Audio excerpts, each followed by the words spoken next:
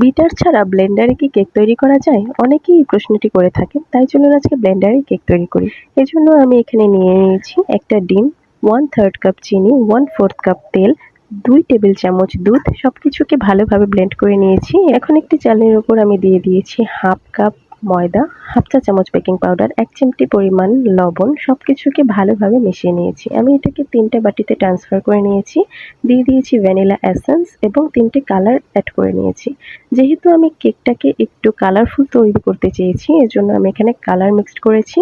তো কেকটা বেক হতে আমাদের 15 থেকে 20 মিনিট সময় লাগবে। দেখতেই পাচ্ছেন কেকটা কিন্তু একদম সুন্দরভাবে বেক হয়ে গেছে আর এটা খেতেও কিন্তু খুব মজা হয়েছিল।